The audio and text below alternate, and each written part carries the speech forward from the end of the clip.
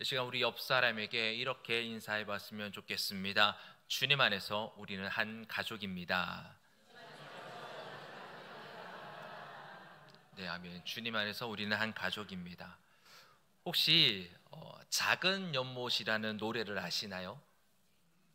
네, 아시는 분들도 있고 아마 모르시는 분들도 가사를 들어보면 저 노래 아마 이렇게 하실 겁니다. 깊은 산 오솔길여 자그마한 연못엔 지금은 더러운 물만 고이고 아무것도 살지 않죠. 아마 한 번쯤 들어보셨을 겁니다. 노래 내용이 이렇습니다. 깊은 산 오솔길 옆에 자그마한 연못이 있었습니다. 그 연못에 예쁜 붕어 두 마리가 살고 있었습니다. 그런데 어느 날 이 붕어 두 마리가 싸운 겁니다. 아마 붕어 한 마리가 이 연못 전체를 혼자서 차지하고 싶었겠죠. 그래서 싸우다가 다른 붕어 한 마리를 죽인 겁니다. 살아남은 붕어는 이제 이 연못을 내가 다 독차지할 수 있겠구나라고 생각했습니다. 그런데 그 죽은 붕어가 썩어 들어가기 시작한 거예요.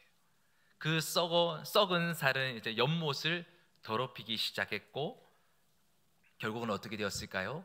그 남은 붕어 한 마리도 죽었다라는 내용입니다.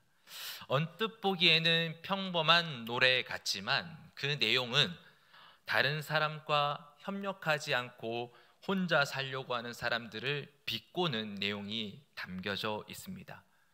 여기서 작은 연못은 세상을 비유할 수도 있는데 이 세상은 날이 갈수록 개인주의 성향이 더욱더 심해져 가고 있습니다. 우리나라 옛날만 하더라도 농사를 하고 품앗이를 할 때는 서로 도와주며 협력하며 일을 했습니다. 한 마을에 서로의 일들을 공유하고 함께 아파하고 함께 즐거워하면서 그렇게 지냈습니다. 그런데 지금은 아랫집, 윗집, 옆집에 누가 사는지도 잘 모릅니다. 무슨 일이 일어난지도 잘 모릅니다. 제가 결혼하기 전까지 울산에 계신 부모님 아파트에 살았습니다. 지금은 다른 아파트로 이사 가셨는데 이사 가기 전 아파트에서 제가 한 10년 정도 살았습니다. 근데 그 10년 동안 윗집과 아랫집에 누가 사는지 몰랐습니다. 심지어 같은 층에 있는 몇 집에도 누가 사는지를 잘 몰랐습니다. 서로 관심도 없고 왕래도 없기 때문입니다. 아파트니까 그럴 수 있지. 아니요. 제가 초등학교 때만 하더라도 아파트에 있는 절반 이상의 사람들을 다 알았고 정말 다 친하게 지냈습니다. 심지어는 뒤에 있는 아파트 그리고 앞에 있는 아파트 사람들과도 두루두루 다 친하게 지냈습니다. 그런데 대학교 이후로는 아파트에 누가 사는지를 잘 모르겠더라고요. 저뿐만 아닐 겁니다. 시골은 그래도 좀 낫겠지만 도시에 사시는 분들은 대부분 이러한 모습 가운데 살아가실 거라 생각이 듭니다. 이것이 이 세상의 개인주의의 한 단면을 보여주는 모습입니다. 우리는 서로 경쟁해서 내가 더 잘 되려고만 하지 서로 협력해서 함께 가고자 하는 모습이 오늘날에는 잘 없습니다. 세상은 그렇다 쳐요. 근데 문제는 오늘날의 교회에도 마찬가지라는 겁니다. 교회도 개인주의가 만연해져 있는 것이 문제입니다. 저도 처음 신앙생활 때 그런 생각을 가진 적이 있었는데요. 근데 많은 분들이 은연중에 그런 생각을 하는 것 같습니다. 신앙생활은 개인이다. 주님과 나와의 관계만 있고 그 안에서 기도하고 말씀 읽고 예배 드리고 하면 되지 않나? 라고 생각하는 겁니다. 성도들과의 연합과 교제는 부수적이다라고 생각하는 겁니다. 주일에 예배를 드려도 예배만 드리고 다른 성도님들과의 교제에는 별 관심이 없는 겁니다. 그래서 예배만 드리고 집에 가는 사람들도 더러 있습니다. 자기 스스로만 잘 믿으면 된다라고 생각하는 거죠. 그런데 과연 그러할까요? 우리가 예배 시작할 때마다 하는 사도신경에는 신자가 신앙 고백해야 할 내용이 담겨져 있습니다. 처음에 성부 하나님에 대한 고백, 그리고 성자 예수님에 대한 고백, 이 부분이 가장 많이 나오는데요. 우리의 구원에 있어서 가장 중요하기 때문에 가장 많이 나옵니다. 그리고 성령 하나님에 대한 고백, 그 다음에 나오는 내용이 무엇이냐면 거룩한 공예와 성도가 서로 교통하는 것과 죄를 사하여 주시는 것과 몸이 다시 사는 것과 영원히 사는 것을 믿사옵나이다 라고 나옵니다. 삼위 하나님에 대한 고백의 근거로 우리가 믿어야 할 것이 거룩한 공예와 성도가 서로 교통하는 것입니다. 같은 신앙 고백을 하는 자들이 모여서 함께 연합하고 서로 교제하며 나가는 것이 우리가 믿어야 할 진리라는 겁니다. 그런데 내가 교회 안에서 서로 교제함 없이, 서로 교통함 없이 그저 혼자 신앙생활만 하려고 하는 사람들은 한 번쯤 생각해 보아야 합니다. 내가 정말 성경적인 신앙생활을 하고 있는가, 내가 원하는 것이 아닌 하나님이 원하시는 교회 생활을 하고 있는가, 자신을 한번 점검해 보아야 합니다. 오늘 우리가 읽은 에베소서 4장 1절에서 6절 말씀은 성도의 연합, 주 안에서 하나됨을 너무나 중요시 여기고 있는 말씀입니다. 먼저 1절 말씀을 보십시오. 그러므로 주 안에서 갇힌 내가 너희를 권하노니 너희가 부르심을 받은 일에 합당하게 행하여 라고 말씀하고 있습니다. 여기서 그러므로 주 안에서 갇힌 내가 너희를 권한다 라고 말합니다. 사도 바울이 주님의 복음을 전하다가 로마에 있는 감옥에 투옥되었습니다. 바울이 그 감옥에 갇혔음에도 불구하고 에베소 교회에게 편지 쓰기를 그치지 않았습니다. 그런데 4장에서는 주 안에서 갇힌 바 된 내가 너희를 권한다 라고 말하고 있습니다. 이는 내가 세운 에베소 교회에 꼭 가고 싶지만 갈 수 있는 상황이 되지 못하니 멀리 감옥에서라도 너희들에게 꼭 권면하고 싶은 말씀이 있다라고 말한 겁니다. 그만큼 중요한 말을 권면하겠다라는 겁니다. 그러면 어떤 권면이냐? 너희가 부르심을 받은 일에 합당하게 행하라 라고 말씀하고 있습니다. 그러면 부름을 받은 것이 무엇이냐? 4절 말씀을 보십시오. 몸이 하나요 성령 또 한 분이시니 이와 같이 너희가 부르심의 한 소망 안에서 부르심을 받았느니라. 여기서 몸이 하나요 라고 말씀하고 있습니다. 이 몸은 주님의 몸을 가리키는데 주님의 몸은 곧 교회입니다. 우리는 교회로 부름을 받았고 한 소망을 가지고 나아가는 존재라는 겁니다. 그래서 저는 오늘 본문 중에서 3절 말씀을 집중적으로 살펴보고자 합니다. 우리 3절 말씀을 다 같이 한번 읽어보겠습니다. 시작.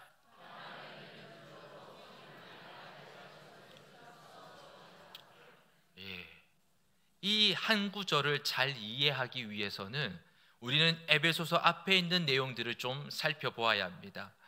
에베소서 1장 3절에서 14절까지의 말씀을 보면 삼위 하나님의 구원의 경륜, 즉 계획에 대해서 설명하고 있습니다.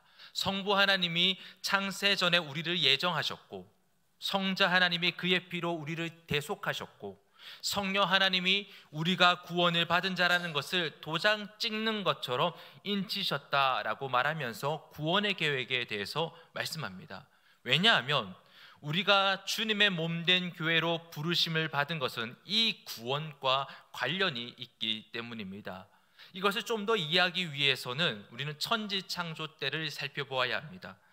하나님께서 말씀으로 온 천지만물을 만드셨습니다. 마지막에 인간을 창조하시고 그 만드신 계획을 말씀하십니다. 창세기 1장 26절입니다. 하나님이 이르시되 우리의 형상을 따라 우리의 모양대로 우리가 사람을 만들고 그들로 바다의 물고기와 하늘의 새와 가축과 온 땅에 기는 모든 것을 다스리게 하자 하시고, 이 구절에서 말하는 우리는 누구일까요?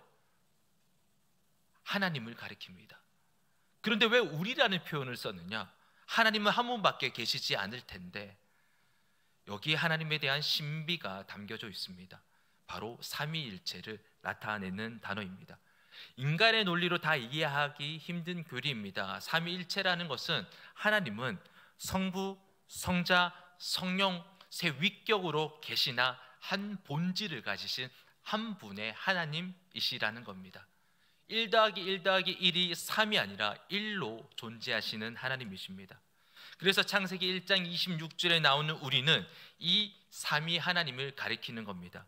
삼위이시면서 한 분으로 계시는 하나님이 서로 협력하고 서로 계획하셔서 인간을 만드신 겁니다. 창세기 1장 27절 말씀에는 하나님이 자기 형상 곧 하나님의 형상대로 사람을 창조하시되 남자와 여자를 창조하시고, 삼위 하나님이 한 분의 하나님으로 계신 것처럼 남자와 여자를 만드셔서 하나의 공동체를 만드신 겁니다. 창세기 2장에 가면 이것을 더 자세히 얘기합니다. 먼저 하나님께서 진흙으로 남자인 아담을 만드셨습니다. 하나님께서 아담을 만들어 놓고 보니 독처하는 것이, 혼자 있는 것이 좋지 못하여서 누구를 만드십니까? 여자를 만드십니다. 근데 이 여자를 어떻게 만드시는가? 아담을 만드신 것처럼 진흙을 가져와서 만들지 않았습니다. 어떻게 만들었죠? 아담을 잠재우시고 그 다음에 갈빗대 하나를 취하여서 여자를 만드십니다. 왜 아담처럼 진흙으로 만들지 않았고 아담의 갈빗대로 만들었느냐? 아담이 여자를 보고 이렇게 고백합니다. 내 뼈 중에 뼈요, 살 중에 살이로다. 나와 한 몸 된 존재라는 겁니다. 하나님께서는 삼위로 계시지만 한 하나님이신 것처럼 사람에게도 남자와 여자를 만드셨으나 한 몸, 하나의 공동체를 만드신 겁니다. 남자와 여자에게 서로 돕는 배필이라고 얘기합니다. 서로 부족함을 채워주면서 서로 충만하게 하여서 한 몸으로 하나의 공동체로 나아간다라는 겁니다. 이렇게 서로 협력하여 한 몸으로서 하나님과 교제하며 하나님의 명령에 따라 살아가는 것, 이것이 하나님께서 인간을 창조하신 목적이요 사람을 향한 하나님의 계획이자 하나님의 비전이었습니다. 이것이 바로 하나님의 나라를 이루는 것이었습니다. 하나님은 이러한 것을 통해 영광을 받으셨던 겁니다. 그런데 어떤 일이 일어났습니까? 창세기 3장에 보면 사탄인 뱀의 유혹으로 인해 아담과 하와가 범죄함에 이르게 됩니다. 아담과 하와가 범죄함으로 인해 하나님께서 만들어 놓으신 하나된 공동체가 깨져버리게 됩니다. 그 전까지 서로 협력하며 돕는 배필로 나아갔던 이들이 죄를 지음으로 말미암아 어떻게 되었느냐? 서로 책임을 떠넘기는 존재가 되어버렸습니다. 하나님이 아담에게 죄를 물으니 하나님께서 만들어주신 이 여자가 먹으라 해서 먹었습니다 라고 얘기를 하는 겁니다. 한 몸 된 공동체가 깨진 겁니다. 창세기를 계속 읽어보면 죄로 말미암아 사람들은 서로 죽이고 싸우고 미워하는 존재가 되었음을 우리는 확인할 수 있습니다. 하나님의 창조의 목적과 하나님의 계획과 하나님의 비전이 깨져버린 겁니다. 박살나버린 거죠. 그러나 하나님은 포기하지 않으시고 아브라함을 부르시고 그 후손으로 이스라엘이라는 하나의 공동체를 만드셨습니다. 하나님을 믿는 하나의 공동체였습니다. 그래서 그들에게 주신 십계명, 하나님을 사랑하고 이웃을 사랑하라라고 말씀하신 겁니다. 하나님은 그들에게 말씀하시기를 너희들은 서로를 도와주고 돌보아 주어서 가난한 자들이 없게 하라라고 말씀하셨습니다. 모세오경을 보면 고아와 가부와 객과 이방인을 기억하라라는 표현을 아마 자주 보셨을 겁니다. 물질적으로 부유해지면 혼자서 잘 먹고 잘 살지 말고 서로를 돌아봐 주면서 너희 중에 가난한 자들이 없게 하라, 억울한 자가 없게 하라 말씀하신 겁니다. 그것이 거룩한 자요, 그것이 경건한 자로 사는 모습이다라고 말씀하셨습니다. 그런데 이스라엘이 그러한 말씀에 순종치를 못합니다. 예언서, 선지서를 보면 이스라엘의 죄악들을 고백하는데 물론 하나님을 버리고 우상 숭배에 대한 고발이 많습니다. 그러나 그 외에도 가난하고 소외된 자를 돌보지 않고 오히려 그들을 괴롭히며 폭행하며 착취하였다라고 그들을 고발합니다. 하나님은 이스라엘을 하나의 공동체로 만드셨지만 그들은 죄악으로 말미암아 다시 한번 하나님께서 하나된 공동체로 만드신 것을 박살내버린 겁니다. 이쯤 되면 제가 하나님이라면 인간에게는 더 이상 소망이 없구나, 그냥 다 싹 쓸어버리고 새로 만들자라고 생각했을 것 같아요. 하나님께서는 그런 능력이 충분히 있으시잖아요. 그런데 하나님은 그렇게 하지 않으셨습니다. 인간을 포기하지 않으셨고 하나님이 원하시는 그 나라, 그 한 몸 된 공동체를 회복하시겠다 결단하며 나아가신 겁니다. 그래서 메시아인 예수님의 구속 사역을 통해 이 일들을 진행해 나가셨던 겁니다. 이것을 얘기하고 있는 것이 바로 에베소서 1장과 2장 말씀입니다. 사람은 하나님의 창조 계획을 깨트리고 하나님을 반역하며 나아갔습니다. 계속해서 하나님을 무너뜨리고 하나님이 아닌 자신이 하나님이 되어 나가려고 합니다. 이런 인간의 죄악과 반역에도 불구하고 이것을 뚫고 성삼위 하나님의 사랑 가운데 우리를 하나님의 아들로 불러주신 겁니다. 에베소서 1장 5절입니다. 그 기쁘신 뜻대로 우리를 예정하사 예수 그리스도로 말미암아 자기의 아들들이 되게 하셨으니, 하나님께서 예수 그리스도로 말미암아 우리를 아들 삼아 주셔서 다시 하나님의 나라로 그 안에서 한 몸 된 공동체로 들어오게 하셨다라는 겁니다. 우리가 이 거룩한 한 몸 된 공동체로 들어오기 위해서 우리가 하나님 앞에 무엇을 한 게 있습니까? 우리가 하나님의 나라로 다시 들어오기 위해서 우리가 어떤 노력을 한 게 있습니까? 아무것도 없습니다. 찬송가 274장 제목과 같이 나 행한 것 죄뿐이니, 우리가 무엇을 행동해도 하나님 앞에 죄받게 되지 않습니다. 그런 우리가 하나님의 구속 사역 앞에 무엇을 할 수 있었겠습니까? 그래서 하나님은 우리를 이 한 몸 된 공동체로 다시 들어오게 하기 위해서 예수 그리스도 독생자이신 그 메시아를 십자가에서 희생시키신 겁니다. 에베소서 1장 7절입니다. 그의 피로 말미암아 속량 곧 죄사함을 받았느니라. 예수님의 이 구속 사역으로 말미암아 무엇이 일어났습니까? 다 같이 에베소서 1장 10절 말씀을 읽어보도록 하겠습니다. 시작. 하늘에 있는 것이나 땅에 있는 것이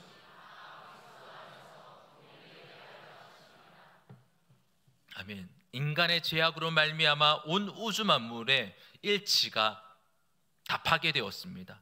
먼저 하나님과 사람과의 관계가 깨졌습니다. 그리고 사람과 사람 사이, 사람과 자연과의 관계도 깨어졌습니다. 그런데 예수 그리스도의 사역으로 말미암아 온전히 회복이 된다라는 겁니다. 다시 통일이 된다라는 겁니다. 이것이 바로 우리에게 나타난 하나님의 구원의 경륜이자 구원의 계획입니다. 하나님께서 이 구원의 경륜을 교회에게 맡기셨습니다.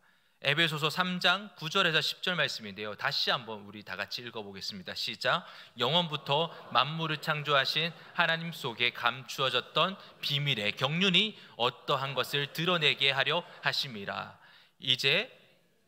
이는 이제 교회로 말미암아 하늘에 있는 통치자들과 권세 하나님의 각종 지혜를 알게 하려 하심이니.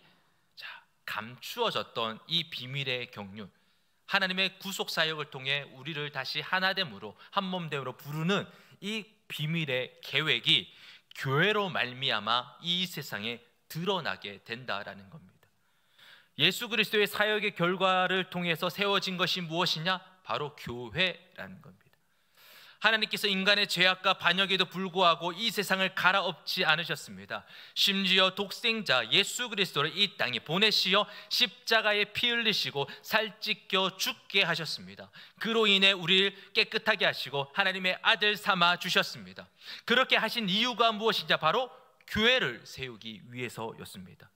이 교회를 통해 세상에 하나님의 비밀의 경륜을 알리시기를 원하셨던 겁니다. 교회를 통해서 만물을 하나 되게 하신 하나님의 그 은혜를 알리시기를 원하셨던 겁니다. 그 만물의 하나됨이 바로 하나님의 나라입니다. 인간의 죄악으로 깨진 것을 다시 회복하는 길이 되는 겁니다. 에베소서 2장 말씀을 보면 도저히 하나 될 수 없는 유대인과 이방인이 있었습니다. 사단의 역사입니다. 사탄은 분열이요 깨어짐이요 흩어짐을 조장합니다. 그래서 유대인과 이방인은 원수 관계였습니다. 도저히 하나 될 수 없는 관계였습니다. 그런데 예수 그리스도의 십자가가 사단의 권세를 깨트림으로 원수 같았던 유대인과 이방인을 하나로 만드셨습니다. 에베소서 2장 18절 말씀입니다. 이는 그로 말미암아 우리 둘이, 즉 유대인과 이방인입니다. 우리 둘이 한 성령 안에서 아버지께 나아감을 얻게 하려 함이라. 예수 그리스도를 통하여 한 성령 안에서 연합하여 한 마음으로 하나님께 나아감을 얻게 되었다라고 말씀하고 있습니다. 에베소서 2장 22절에는 또한 이렇게 말합니다. 너희도 성령 안에서 하나님이 거하실 처소가 되기 위하여 그리스도 예수 안에서 함께 지어져 가느니라. 예수 그리스도로 말미암아 성령 안에서 한 교회로 지어졌다라는 겁니다. 예수님의 구속 사역으로 사람과 사람 사이의 원수 관계는 깨어지고 그리스도 안에서 서로 연결하여서 한 교회로 세워지게 됨을 말씀하고 있습니다. 이 시대는 여전히 죄악으로 말미암아 분열과 다툼과 미움으로 나아가고 있습니다. 그런데 그리스도께서 자신의 구속 사역, 죽으심과 부활하심과 승천하심, 지금은 하나님의 우편에 앉으셔서 온 우주 만물을 다스리고 계십니다. 주님의 이 통치하심으로 하나님의 나라가 이루어졌는데 이 하나님의 나라가 실현되는 곳이 바로 교회라는 것입니다. 태초에 아담과 하와가 한 몸을 이뤄 서로 협력하며 하나님과 교제하면서 그분의 명령을 이행하며 나아간 것, 그 하나님의 나라, 예수 그리스도의 구속 사역을 통해 교회에서 다시 실현이 된다라는 겁니다. 그래서 구원받게 있는 우리를 십자가의 은혜로 부르셔서 이전과는 전혀 다른 새 사람을 만드시고 이제 한 몸 된 존재가 되게 하신 겁니다. 하나님은 이런 교회를 통해 사탄의 세계를 붕괴시키시고 만물을 통일시켜 나가시기를 원하신다라는 겁니다. 그러면서 오늘 본문 4장 3절 말씀을 다시 한번 읽어봅시다. 다 같이 시작. 평안에 매는 줄로 성령이 하나 되게 하신 것을 힘써 지키라. 이 구절 안에 제가 앞에서 설명했던 모든 내용이 다 포함이 되어 있는 구절입니다. 하나님께서 우리를 사랑하시고 예수님께서 우리를 십자가로 구속하셨고 성령께서 우리를 연합하게 하셨습니다. 즉 우리의 구원자 되시는 예수 그리스도를 머리로 하고 그 안에서 우리는 한 몸 된 존재가 되었다라는 겁니다. 이것이 교회인데 이 하나됨을 힘써 지키라라고 말하고 있습니다. 이 하나됨에는 우리의 그 어떤 것을 다 초월해서 연합한다라는 겁니다. 인종이나 빈부격차나 지식의 차이나 수준의 차이나 이러한 것이 우리에게 장애물이 되지 않습니다. 주님 안에서 구원함을 받은 자는 다 연합하여 한 몸이 된다라는 겁니다. 그런데 힘써 지키라고 바울이 권면하는 것은 신자들의 이 연합을 깨트리려는 많은 시도들이 있다라는 겁니다. 아담과 하와의 한 몸됨을 깨트린 사단이 오늘날에도 이 교회의 연합을 깨트리기 위해서 부단히 노력을 합니다. 마치 우는 사자와 같이 어떻게든 틈을 찾아서 교회의 연합을 부서뜨리려 한다라는 것입니다. 왜냐하면 이 교회가 하나님의 나라를 이루어가기 때문입니다. 하나님의 주대심과 하나님의 통치가 교회에서 일어나고 그 통치로 악한 세력을 깨트려서 하나님의 나라를 이 교회가 이루어 간다라는 겁니다.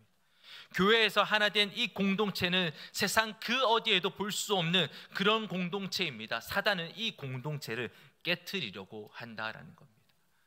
물론 세상에서도 연합하는 공동체가 있습니다. 그러나 그러한 연합은 자신의 이익을 위해 있고 하나님을 반역하기 위해 있는 그런 공동체입니다. 마치 창세기 11장에 보면 하나님을 반역하기 위해 연합하여 바벨탑을 쌓아가는 것처럼 말입니다. 정말 하나님이 원하시는 한 몸 된 공동체는 세상에 없습니다. 오직 교회밖에 없습니다. 그런데 사단은 우는 사자가 두루 돌아다니며 삼킬 자를 찾는 것처럼 교회의 연합됨을 깨뜨리기 위해서 부단히 노력을 한다라는 겁니다. 오늘날 교회 현실을 보면 교회가 교회답지 못한 현실을 많이 보게 됩니다. 돈 때문에 깨집니다. 권력 때문에 깨집니다. 서로 마음이 맞지 않아 깨집니다. 미움과 다툼과 분열이 교회 안에 들어와 있다라는 겁니다. 그리고 가장 큰 문제는 신앙의 개인주의입니다. 서두에도 말씀드렸던 것처럼 자기 스스로만 잘 믿으면 되는 게 아닌가라고 생각하는 겁니다. 나 혼자 기도하고 나 혼자 예배드리고 나 혼자 성경 말씀 읽고 그렇게 선하게 살아가면 되지 어떻게든 나 혼자 신앙생활 잘하면 되는 것이 아닌가라고 생각을 하는 겁니다. 주일에는 그저 교회에서 예배만 드리면 되는 것이지 다른 성도들과의 교제 없이 교통 없이 그냥 예배만 드리고 집에 가는 모습, 이것은 하나님께서 교회를 세우시는 목적과 그 의도와 전혀 맞지 않는 모습입니다. 하나님께서는 창세전에 세우셨던 그 하나님의 꿈과 목표와 비전, 서로 연합하여서 하나님과 교제하며 그의 명령을 지켜 이 땅에 하나님의 나라를 이루어가는 것, 그것을 위해서 이 땅에 예수 그리스도를 보내셨고 십자가에 살 찢기시고 피 흘리시는 희생을 치렀습니다. 그 희생으로 한 몸 된 교회를 이루셨는데 우리의 죄악으로, 우리의 감정과 우리의 이기적인 생각으로 그 하나 된 교회를 우리가 깨트리고 있지 않느냐 말입니다.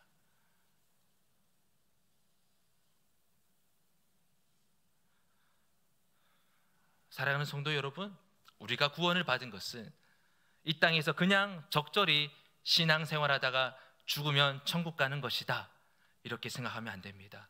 이것은 복음을 참되게 알지 못하는 겁니다. 이러한 생각을 가지고 있으면 하나님께서 우리를 부르신 목적과 교회를 세우신 그 의도를 알지 못한 채 나 혼자만 신앙생활하다가 끝이 날 수도 있습니다.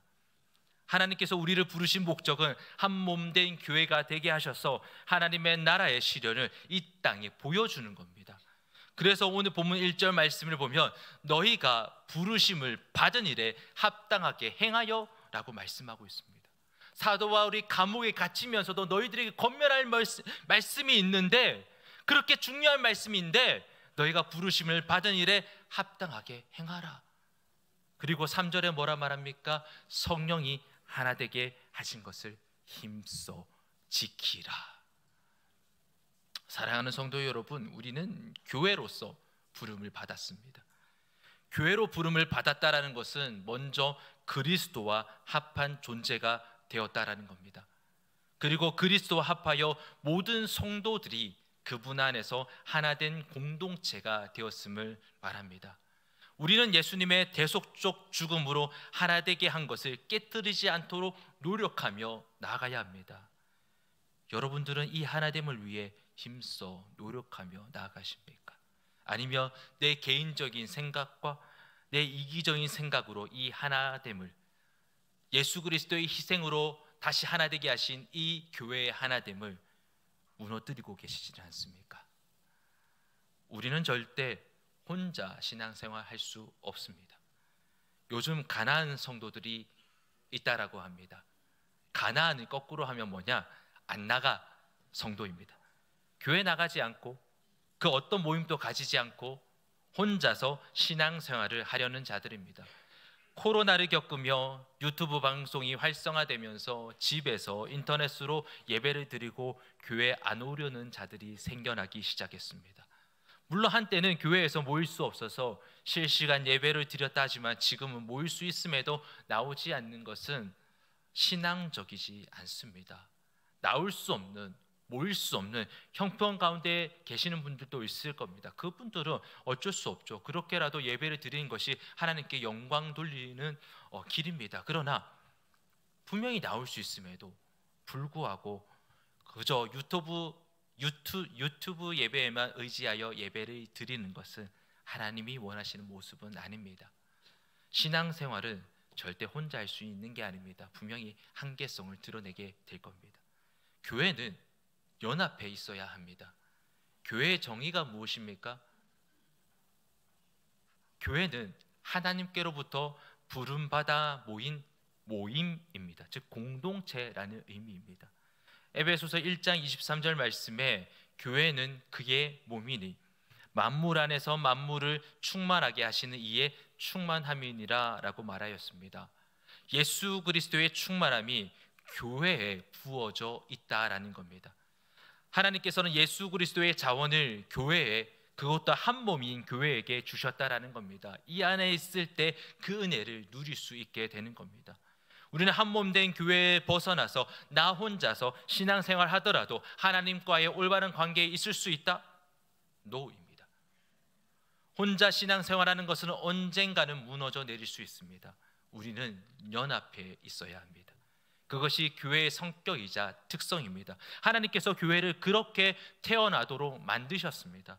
우리는 태어나자마자 누가 가르쳐 주지 않아도 당연하게 발로 걷고 뛰는 것처럼 교회도 연합되어 신앙생활하는 것은 지극히 당연하다라는 겁니다. 우리 교회에 여러 가지 모임이 있습니다. 전도의 모임, 그에 따른 발전의 모임이 있습니다.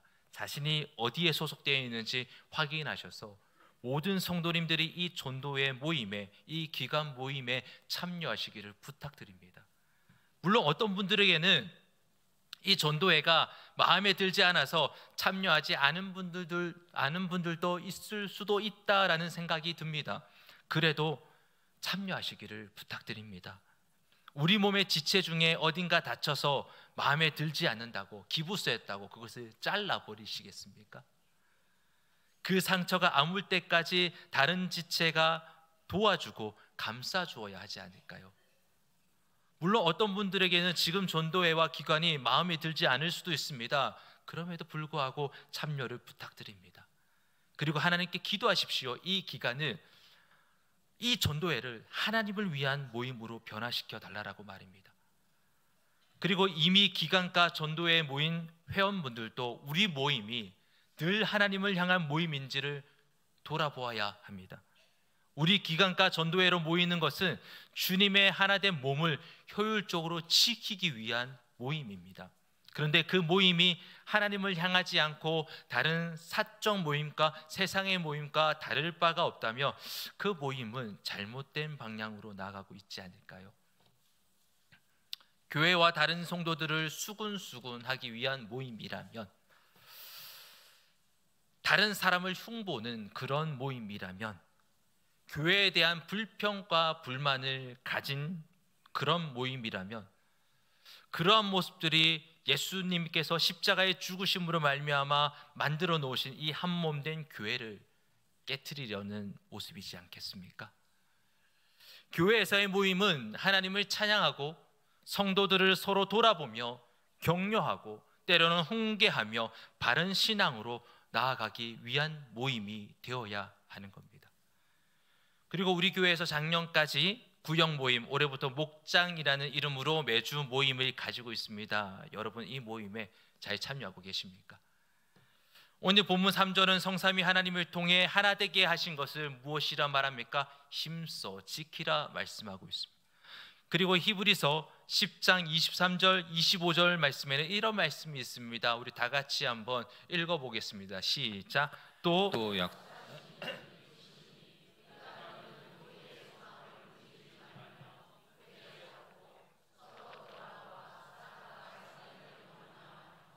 모이기를 피하는 어떤 사람들의 습관과 같이 하지 말고 오직 권하여 그날이 가까움을 볼수록 더욱 그리하자.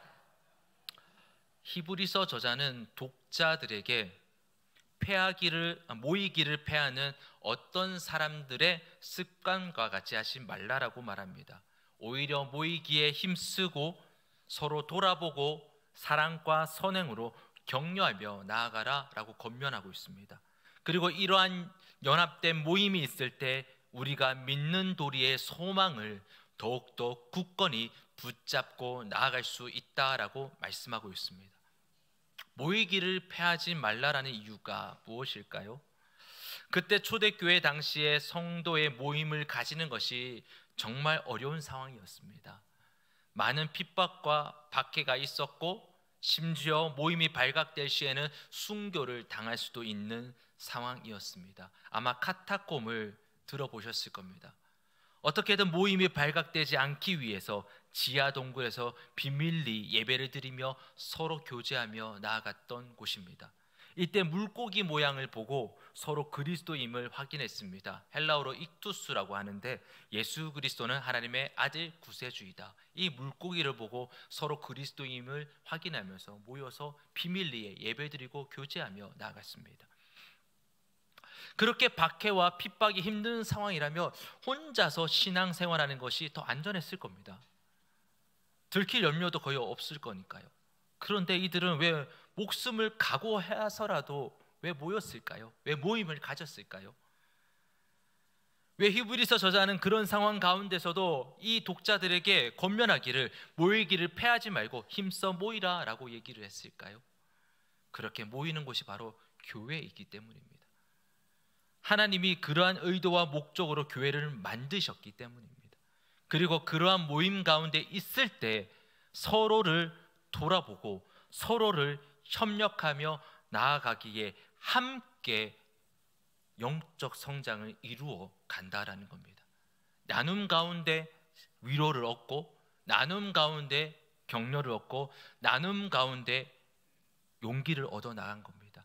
때로는 신앙의 힘이 들 수도 있는데 그런 상황 가운데서도 나눔 가운데 다른 사람들의 그 은혜와 하나님의 역사하심을 들으면서 자신의 그 신앙을 다시금 일으켜 세워 나갔던 겁니다.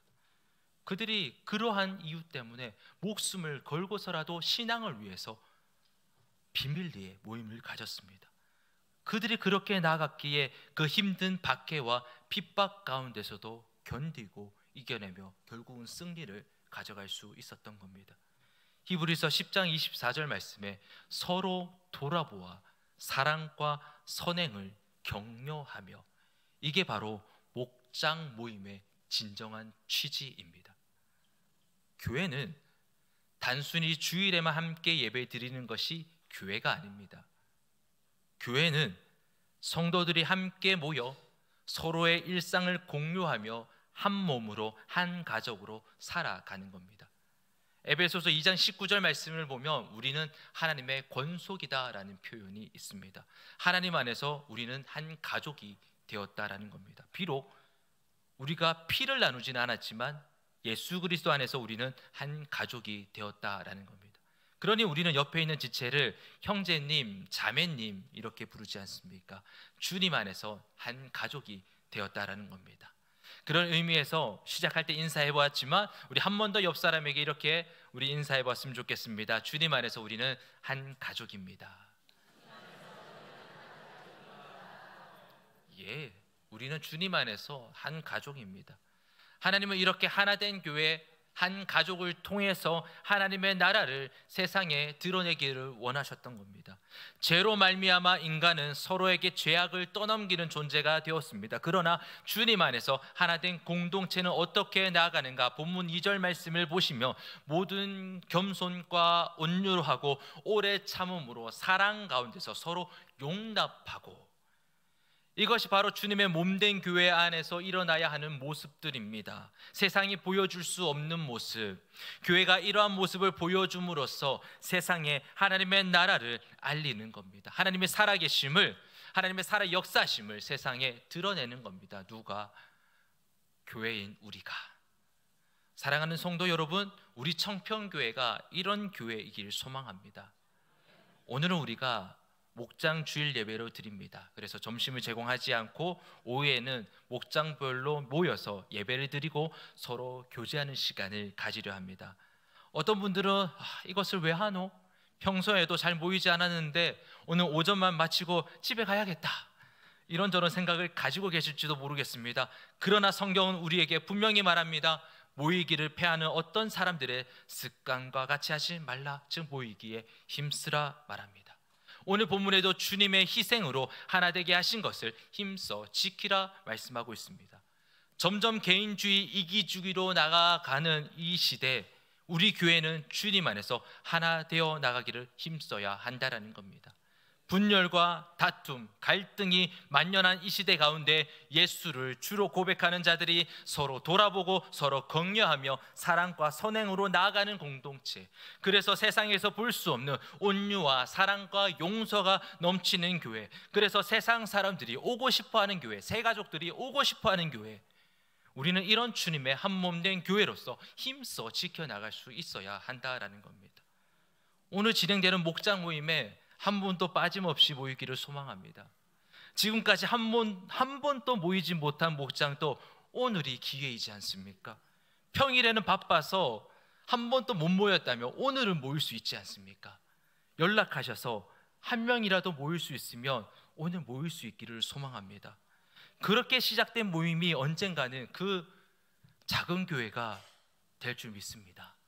전에 사역하던 교회에서 목사님께서 목장 세미나에 한번 참여하고 와라 해서 한 주 동안 목장을 체험한 적이 있었습니다. 그때 제가 참여했던 목장이 청년 목장이었는데 목자가 20대 중반이었습니다. 그 청년은 이제 목자가 되어서 이제 목장 모임을 목원들에게 이제 알리기 시작하였고, 이제 언제 모이니 우리 함께 목장 모임을 가집시다라고 알리고 이제 첫 모임을 가졌습니다. 그런데 첫 모임 때 아무도 오지 않았다라고 얘기합니다.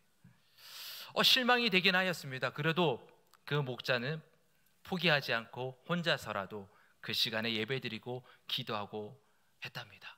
그럼 다음 주에라도 오면 감사하겠는데 그 다음 주에도 한 달이 지나도 두 달이 지나도 여전히 혼자서 기도하고 예배드리고 목장 모임을 가져갔습니다.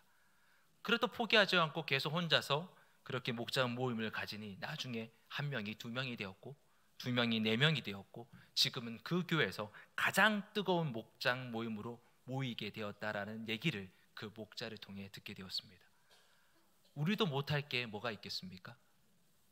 정말 하나님을 갈망하고 성도의 은혜 나눔을 원하시는 성도라며 분명 모일 것입니다. 그러나 모이지 못했던 목장들도 이제 시작하십시오.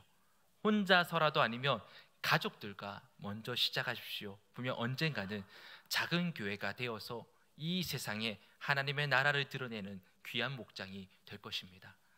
이제 말씀을 맺겠습니다. 우리 청평교회 모든 성도님들이 오늘 본문에 나온 평안에 매는 줄로 성령이 하나 되게 하신 것을 힘써 지켜나가는 귀한 성도님들이 되시기를 바랍니다. 전도의 모임, 발전의 모임, 그리고 특히 목장 모임, 그리고 우리 자녀들에게는 주일학교 모임까지 모이는데 힘써서 사랑과 격려로 서로를 돌아보고 서로의 신앙을 더욱더 성장시킴으로써 이 시대 가운데 하나님의 나라를 온전히 드러낼 수 있는 저와 여러분이 되길, 그리고 우리 청평교회가 되기를 주님의 이름으로 축원드립니다. 기도하겠습니다. 하나님, 이 시대는 죄악으로 만연되어져 있는 그런 세상, 그런 시대입니다. 개인이 중심이 되고 이기적이며 자기 중심의 그런 세상입니다. 이런 광야 같은 이 세상에 하나님은 교회의 만물을 하나 되게 하는 놀라운 비전과 꿈을 주셨습니다. 도저히 하나 될 수 없는 사람들과의 관계를 예수 그리스도의 십자가의 구속으로 말미암아 하나 되게 하셨습니다. 한 몸 된 교회가 되게 하셨습니다. 이 하나됨을 힘써 지켜나가라 우리에게 명하시는데, 우리 청평교회가 한 몸 된 교회로 하나님의 나라를 드러내게 하여 주시옵소서.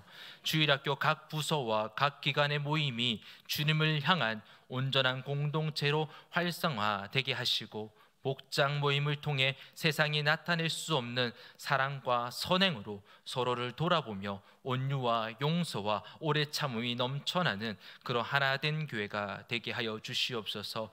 그래서 새 가족들이 오고 싶어 하는 교회, 교제를 넘어서 치유가 일어나는 교회가 되게 하여 주시옵소서. 감사하오며 우리를 구원하신 독생자 예수 그리스도 이름으로 기도하옵나이다. 아멘.